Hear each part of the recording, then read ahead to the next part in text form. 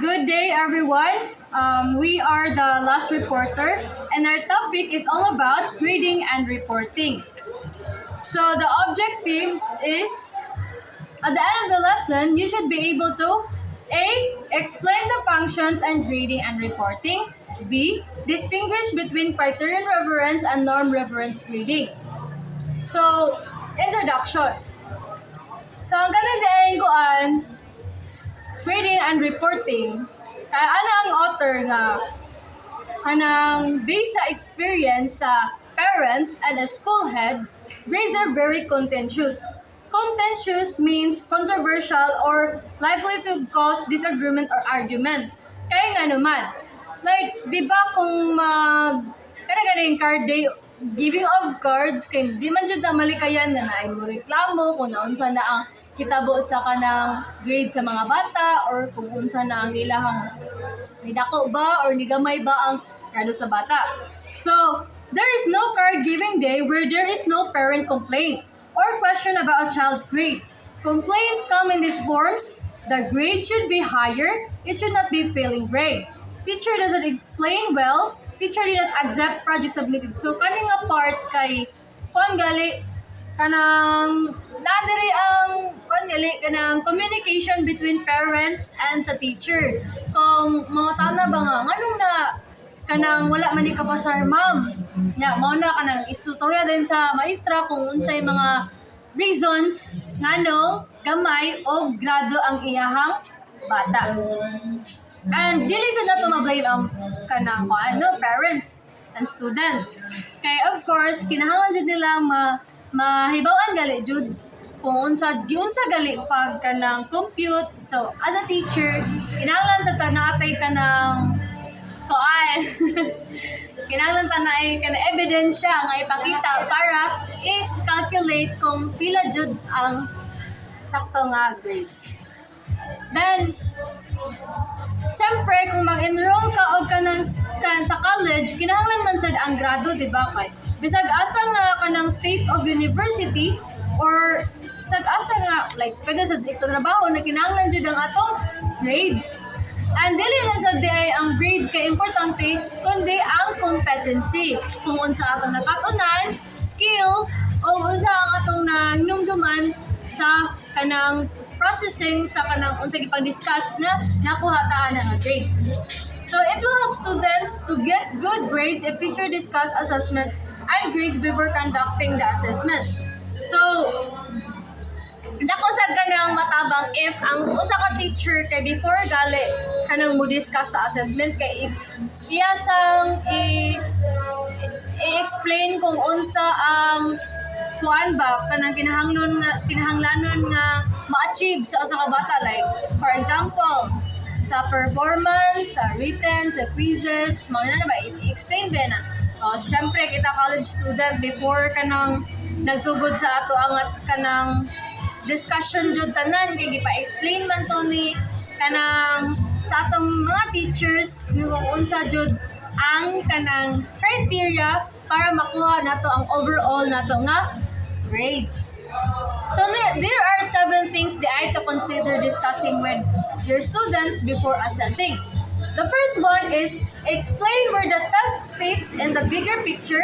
Any given test or assessment is just one piece of their overall progress as a student. The number 2, share how the test result will affect their overall class grade. So as I said earlier, kanang test results nila, kinahanglan nila mahibaw-an jud ba nga kanang for example kanang passing grade ra. So of course ang ilang total scores kanang i-grado ana nila kay goods ra jud, makapasa ra jud, dili jud as in kanang hagbong gali nga 75% ba ang passing nga if 74 padung na sa kanang kuan ubos kay hagbong na jud sila. Then pre-end questions, third one, about what their data will look like and who will be assessing it. Depending on the age of your students, you should consider sharing with them the results of the receiving after the test. So, bisan pa kanang gagmay pa atong mga students, ato jung ipa-explain sa ilaha kung unsa jud Gali nga, mana mo class, kung makakuha sa perfect score, of course, ang inyong equivalent sa inyong grado kay dako sad. So, ina na ba? Then, when we say preempt is to do or say something before someone else. So, kinahanglan nimo isulti jud ba before jud ka mo assess and before sa discussion, sa test, ang tanan-tanan compilation, kay ikaw man na siya sa final grades. Okay, the first one is take the fear out of the testing jargon. Words like evaluate, criteria, evidence, and scores can be scary for some students. While they may seem obvious and interchangeable to you as a teacher, it can help students if you explain these terms to them and set their minds at ease. So of course, di ba, imo nang i-explainan imong mga students. So makakuha na sila kung gano'n na ilahang pakiramdam. Kang mukha na, ay, yes, may relief ang ilang mind. Kung na-explain na nimo og tarong, galing na agaling sila ma-set nga kanang goals nga dapat kabuton ko ni sa quizzes. Sa kanang performance baron kay more on performance man jud ang elementary kaysa sa college. Kay ay depende po siya sa kanang course so nga gikuha kay sa teacher ato avid students kay naglabi jud ang kanang midterm and final nga examination. So the fifth one is clarify the testing environment. Some students are less familiar than others when it comes to testing and how testing schedules can interrupt a given week. Providing better clarification can elevate student stress. So, kinahanglan sad no pasadaan nato kung kano sa og ang ila environment para dili kaayo kanang stress gid ang mga students. Then, ka-sixth is make any transition to computers or tablets easy if they're a computer lab. So, kung mag-computer sa tong grado, kaya na naman ditay ka ng Excel or kanang sa data nga kanang ibutan na nimo mo computer tanan. So, ato sa paningkamutan nga ang computers nga available jud sa matagpuan para matarong sa dimo. So, the last one is provide the dates of the next assessment. When you explain growth over time to students, it helps to share a basic schedule of how assessment will be administered. So, kailangan dyan pahibawan din mo yung mga students sa imong schedule kung kano saan mo pahibawan and sa mga nahumana o labi na kung sa actual grade na jud kung di ba na jud ba yan ay card giving day. So, mao to ang 7 things to consider to discuss students before mo assess ka. Then, are data sa functions of grading and reporting system. So, grading and reporting system have some very important functions in the interview process. Some of these important functions are enumerated below. So, there are 3 DI functions and grading reporting system. The first one is we need to enhance our students' learning through. So, to clarify instructional for them, showing students' strengths and weaknesses. So, kani siya kay providing information on personal social development and student motivation, short-term goals. Kani ni siya kanagaling through day-to-day test like, di ba, kanang after sa kanang mag-discuss namin short quiz, long quiz. So, mauni siyang enhancing students' learning through. Letter B, reports to parents, guardians, grading reporting. So, mauna ni siya ang kanagaling report, kanang card giving day nga, diri na nga nanagali ang parents and teachers nga magpag-communicate para may bawaan nila ang gardo sa ilahang mga anak. Then the last one is the administrative and guidance uses. So there are 3 DI. The first one is helping to decide promotion or graduation. Mauna ni nga, di ba, na final grade. Nga if 90 to 100 ang iyahang grado, kay of course, ma-apply siya sa with honors, with high honors, pa. Then, ikaduha is report the achievement to other schools or to employers, mga employers na pwede ka ma-achieve. Then, ikatulo is providing input for realistic education because of personal counseling. So, pwede sa vocation, hindi mong magamit.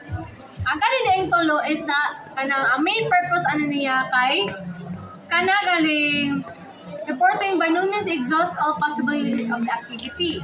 However, is the grades and report card should promote and enhance learning for discouraged students. Kaya sa lain-laing schools, kadaghanang schools kay ang reports card kay ihatag jud sa matag usa sa kanang makabaw jud dapat ang kanang students ba.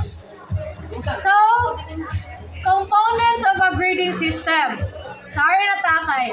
Arishan and Rosal sa 2008, kaya na siya tulo ka components ng grading system. The first one is standards of comparison. Number 2 is aspect of performance. And ikatulo is weighting different kinds of evidence. So the first one is standards of comparison. In relation of to standard comparison, the following questions are asked. Natin may mga pangutana kung arita sa standards of comparison. Okay, number 1 question. What standard for comparison will you use for grading? Unsa man di ato ang standard comparison kung magamit sa grading ba? Unsa na ba? Okay, number 2. Nga pangutana. Will you compare sa student performance to other students' performance? Imo bang i-compare ang imuhang kanang laing estudyante sa tulain? Then, gitawag po niya siya og norm reference grading. Then sa ikatulo is, or will you compare student performance with a predetermined established standard or criterion reference grading? Then, or will you compare to what student is able to do learning potential or self-reference?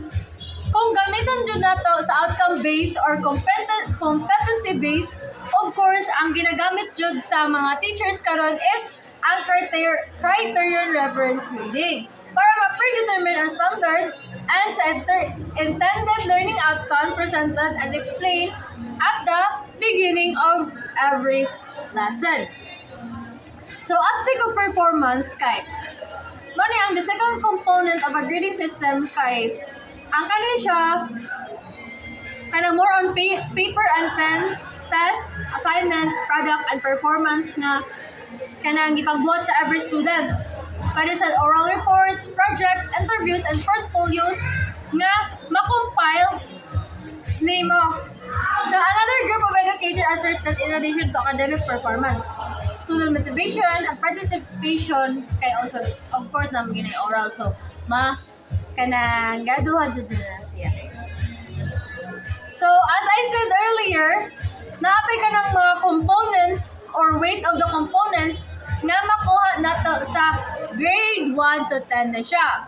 So, ang kaning mga subject sa language, AP, ASP, science, math, MAPI, EPP, and TLE. So, ang written work is 30%, the science and math is 40%, and MAPI and EPP or TLE 20%. And sa performance task is 50%, science and math 40%, and MAPI, EPP, and TLE is 60%. So, quarterly assessment is 20% and 20%. So, mga na niya ang mga periodical test. So, So, ako na tamong ihatag ni Ma'am Hana para sa Why Communicate Assessment Result.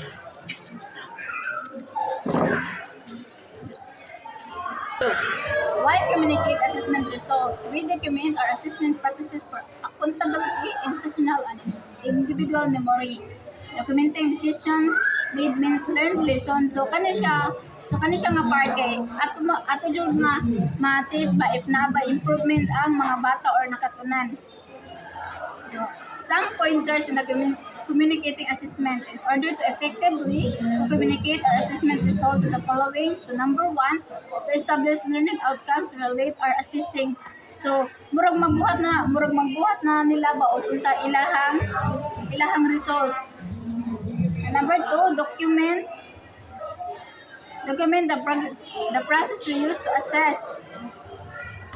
So mga ebidensya or mga results sa ilahang mga ibang buhat.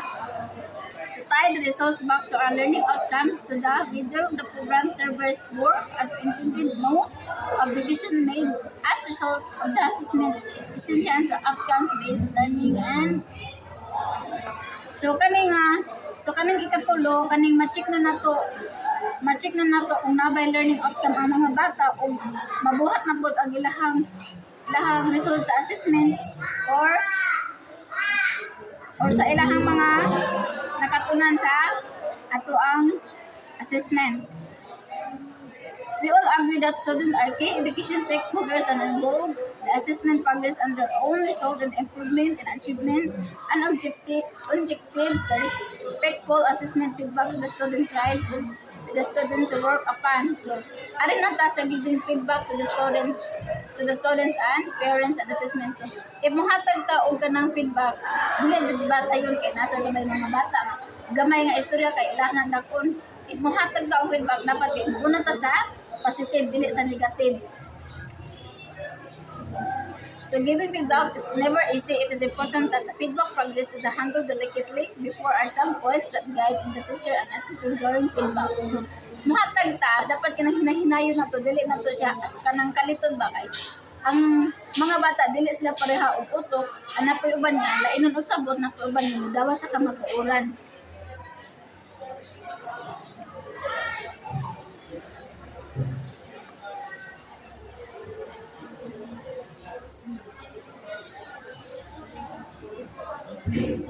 The feedback should help the student parents become aware of the mood, their areas of the strength areas for development. It should encourage students and parents. The interpretation helps students, parents to draw inference and reach conclusions. So, if muhatag ta og kanang feedback, dapat kanang muhatag po ta og pasabot sa mga parents sa mga bata kay para dili pud sila magduda sa tuwa ba kung diyon sa nato pag sample sa ilang grado diyon sa nato pag compute ato ba sila pasabton og atong hinahinayon og pag-istorya. People are very good to hide any feeling hard and upset. However, we need the demoralized and demotivated individual. For example, some students might start thinking what I'm like and I'm like going to get where I want. Or if this one, they think of situation require very careful handling of feedback or else it can become the rude book. So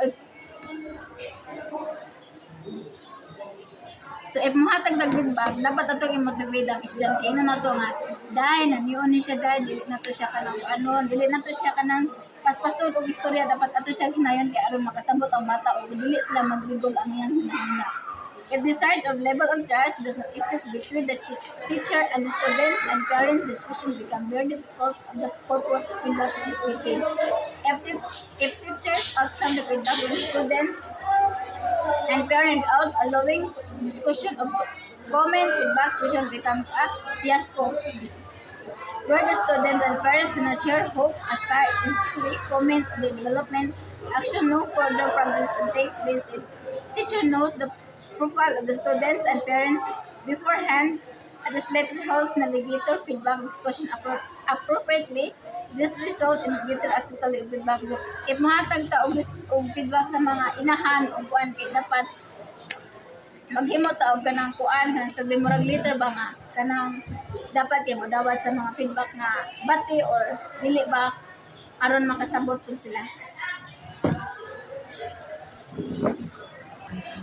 Okay, so continuation ni kahana ako ma'am. So, the feedback should help the students and parents become aware of both their areas of strength and areas for development. So, ang teacher ug ang students and parents should be aware of their areas of strength. And it should encourage students, parents to do introspection, help students and parents to do inference and reach conclusions. So, when you are giving grades to your students, you must you must have the introspection, which means na maka-encourage sa students to be motivated to adto sa schools and to learn. Then people are very good at hiding any feeling of hurt and upset. However, beneath the facade lies a demoralized and demotivated individual. So ang kanang mga daghang katanhibaw mga tao nga kaan kasi kanang facade kayo like kanang ilang ipakita bitaw nga wala sila nasakitan or wala sila na kanang upset sa grado na gihatag silang maistra but kanang deep inside sakitan sila kay makaana sila nga for example kanang may some students might start thinking if inana ba ko pagkatao or kanang diri ra ba ko kutob like kanang wala pa ba ko i-improve sa akong kagalingon sa nana. And it also this what they think of me, so makaana gid ang students na nga mo binang pagtan-aw ni ma'am sa kuha like kanang hina jud ay ko ani day no, kanang grabe kaayo guro si basin si ma'am kay di siya ganahan ako inana. So magkaanang ma-upset ang bata. Then such situation requires very careful handling of feedback, or else it can become the root of to frustration. So kanang maghatag kag feedback gid no, dapat careful gid ka kay naa jud mga bata ano na dali kay masakitan, kanang ma-frustrate din sila if ilang grado is kanang below bitas la expectation na. Then if the desired level of trust does not exist between the teacher and the student, parent, feedback discussion becomes very difficult and the purpose of feedback is defeated. So ang kanang wala bite if wala gani trust ang both parents, student, and teachers, so ang kanang pag-discuss yun, ang paghatag sa feedback nga dapat isulti sa teacher is difficult bitaw niya. Kung say purpose niya is kanang murag mawala bitaw ang purpose kay. Of course, wala may salig ang isig ka student, teacher, and the parents. So, if teachers share the outcomes and feedback with the student and parent without allowing discussion or comment, the feedback session becomes a fiasco. So, if if ang teacher bitaw, dili siya mo share ang feedback di siya mo allow og di siya mo discuss or mo comment about sa feedback, kuan bitaw ang parents bitaw is kanang murag makuan ang parents ba like ano may mastrahay nganong ginana man akong anak mag-create na sila kanang questions lang una. So where students' parents do not share hopes, aspiration, or intrinsically commit to their development actions, no further progress can take place. So what your progress nga mahitabo no if there is no cooperation or involvement sa parents and the teachers and also sa students. So it helps if teachers knows the profile of the student parent beforehand, as it later helps in navigating the feedback discussion appropriately. This results in greater acceptability of feedback. So kanang helpful jud kaayo na imong teacher kay baw siya sa profile sa usa ka student because kanang makaibaw siya unsa ni pag-handle, unsa ni pag-form, unsa ni bitaw pagstorya sa usa ka student kay magpaangkibaw siya sa profile sa student, so kanang maka-control siya unsay dapat niyang ihatag nga feedback. It's because she or he knows man kung unsa ang background sa usa ka student. So next, let's move to the reporting students' progress and grades to parents. So students' progress and grades are reported to parents through report card, parents-teachers conference, and written conferences.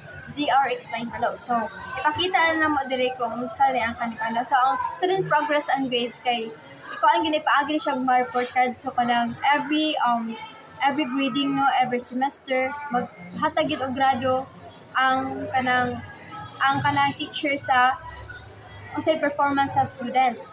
Then kanang mag-held pud like PTA meeting no, kanang parent ipaadto sa school kay para kanang i-discuss nila unsay kanang mga pagkuwang sa usa ka students or unsay dapat na improve, and also unsay kanang mga achievements sa students nga kanang nindot nga ipadayon sa students.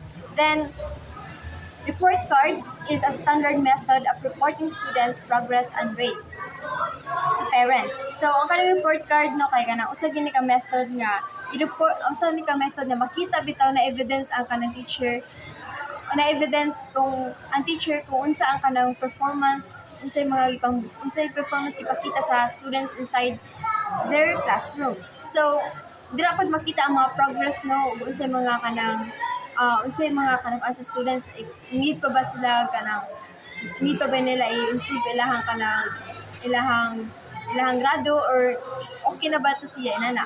So nadiri sa descriptors, so, grading skills. So si Maria May Frasco, Maria May Frasco kaya itong resulti ko sa itong mga mga level ito niya, mga descriptors sa katong mga grades.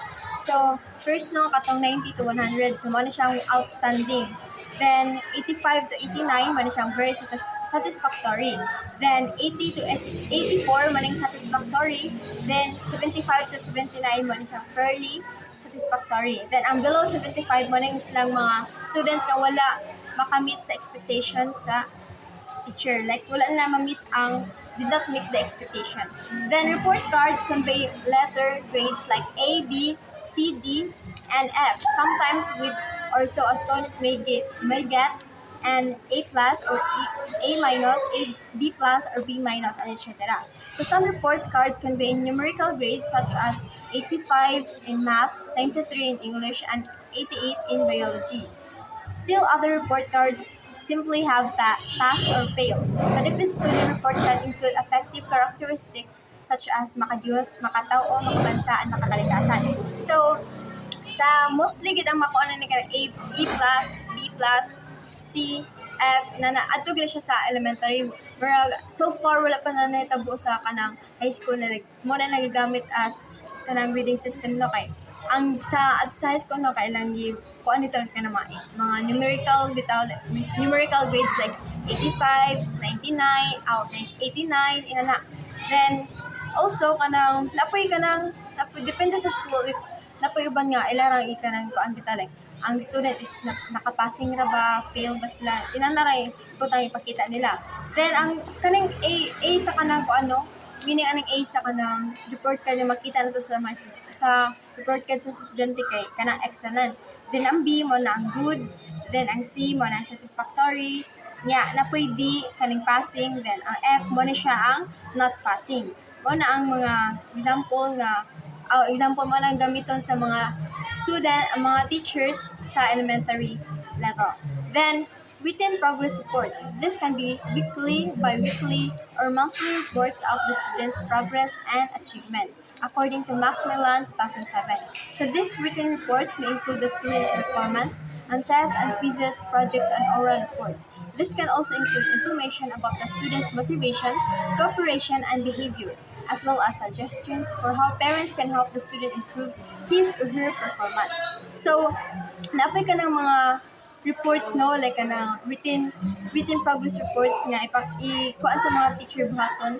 Then it can be bi-weekly ba kuno, by monthly ba inana. So napud diri makita pud i-include diri ang kanang mga tests, mga quizzes, mga projects and mga reports sa student. And also makita pud diri ang kanang unsa man ang behavior nga ipakita sa students. Kanang motivated ba siya mo eskwela, like ni-cooperate ba siya sa iyang mga classmates or sa iyang teacher, participate ba siya. And also makita po diri nga kanang unsay mga suggestion nga kanang ihatag sa kanang teacher sa parents kung isaon nila pa para ang bata bitaw ma-improve pud ilahang kanang academic bitaw like kanang ang sabi makatabang ilang parents kaya of course ang learning ba magsukad gid na adto sa kanang atong balay. Then next is parent-teacher conferences. Durham 2006 asserts that parent-teacher conferences are both a responsibility and opportunity. So, ang kanang kanang conferences sa parent and teacher no kay both gina ka responsibility and opportunity kay ang kanang dira mahatag baya sa kanang mahatag ang kanang suggestion sa kanang mga teacher kung anong inani ang kanang dapat i-aim sa students. It's because inana. Then so need na kanang mag-held mga PTA meeting no para kanang ma-aware pud ang parents sa kanang sa performance sa ilang student, sa ilang anak. Then the education of the learner is primary responsibility of parents. Of course, ang kanang primary gid na ang kanang ang makuha na to ang kanang learning gid primarily adto gid sa tong balay. Kaya ang parents na to ang unang nga teacher before ang kanang mga teachers. Then in this task of educating children, parents are assisted by schools. So, of course, if makuha na ang bata ng mga 5 to above, adto na gid sa eskwelahan kay i-assist na sa mga teacher. Then, for the benefit of the children, then it is best for teachers and parents to come together to discuss their children's progress. Parent-teacher conferences are a perfect avenue for this purpose. So it has been a practice of schools to set aside a day for reports. So kanang mo nang mag-held og kanang card day no kay para ipakita sa teachers kung sa mga performances nga ipakita sa ilang mga anak kanang sige pakita sa kanang mga bata sa inside the school sa mga performance nga ilang i-perform sa mga kanang mga ilang achievements na. Then usa po'y dapat nila improve sa para ma-aim bitaw sa students nga dili sila ma-fail po sa kuan.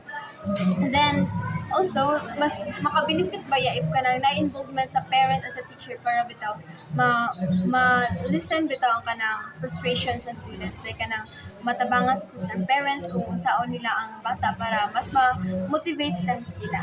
Then card distribution which is at the same time the opportunity for parents and teachers to confer regarding their child's performance. So, mo to ang imong ganina no ang paghatag og kanang card no kay not just like lagi set na it may be kanang after 2 months maghatag na kanang held na PTA meeting ya mag card day na. Then arita diri sa kanang reminders for schools and teachers to get the most from parent-teacher conferences. So first is announce the date for card giving in advance. So kanang needed gid kaayo no nga kanang mag-set bitaw kanang date bitaw for card giving para bitaw ang kanang mga parents is maka-set sila kanang like for example kanang parents nga kanang busy so maka-set sila kanang maka-absent sila andat so makahatag sila kanang time bitaw para moadto sa tan-aw mo check sa kanang grado sa ilang students ay silang anak. Then second is be positive in approach. Start the conference with something positive and maintain the positive atmosphere. So there is always something good in every student. Even if a student has performed poorly, try to find at least some areas in which the student has performed well. So be positive in approach. So when you're a teacher, dapat positive ka ma-approach no, not just for the parents but also sa mga students. Kay kanang ang mga students bita is kanang if makita nila nga ikaw teacher motivate nila so kanang sila mapaan sila maka-find sila kanang way bitaw nga kanang mangita sila paagi nga kanang mo excel bitaw bisag kanang mga anas na nga poor kay ilang performance na try to as a teacher, try to find kung unsa ang kanang mga strength sa students para mo improve iyang learning. Then also be objective. While you should be positive, be truthful and honest. Give an accurate picture of a student's performance in order not to give false hopes to parents. So why man mo dapat positive ka, be truthful and honest. So dapat kuan ka no as a teacher dapat honest gid ka or kanang dili bitaw ka mamulit kung unsay kanang dapat accurate gid kay imong hatag nga kanang pakita nga grado sa kanang mga parents bitaw kay parang kuan bitaw dinis na maka give of false hopes like kanang magsalig gid sa ay akong anak guro kay maayo guro performance adto kay kuan man wala ra may kuan nga kuan ang maestra so ina dapat kuan gid ka honest gid ka dapat truthful gid ka sa kanang usa may ipakita nga kuan sa students performance. Then fourth is have a listening ear. So dapat ikaw no maminaw jud ka no act with empathy jud dapat ang parents are kaya ang kiba ang parents jud na so they will tend to favor the children so maminaw lang kita sa side sa parents kay they have also kanang emotions nila so kanang maminaw lang ka dili ka masigig ka ng oppose sa kanang opinion sa parents kay ang parents mo laban gid sila anak kay of course kanang anak ba na nila so ikaw teacher maminaw lang gid ka sa opinion sa kanang ilang parents. Then fifth is don't project an omniscient image so you don't know all the answers to questions. Refer the parents to the right person. Example, the physics teacher if the problem is the child's performance in physics. So don't project an omniscient image. Kanang omniscient gali dapat dili ka magpa-feeling kay bawo ka sa tanan kay you don't know ikaw teacher ka you don't know kung asa man ni-excel ang kanang students like for example ang student is kanang low siya, poor siya performance sa imo nga subject. But in other subject is grabe ka siya performance like kanang taas kayo iyang na-excel siya maayo ana nga kanang subject like sa physics. So mas maayo ang na ibang bata nga maayo sa physics na po ibang bata nga low po sa physics. So 6 is practice good communication skills. communicate criteria for grading, have a dialogue, not a monologue, where the only one is talking is you or the only parent. So, practice ka good communication skills no dapat na kay communication skills kay kanang dapat kanang naamoy dili ra ang parents mo magsigig ka ng hatag sa opinion, dili ra puro dapat ikaw ra sa mahatag sa opinion, dapat kamoy duha naamoy ka ng communication bitaw para malas bitaw ang conflict nga mahitabo.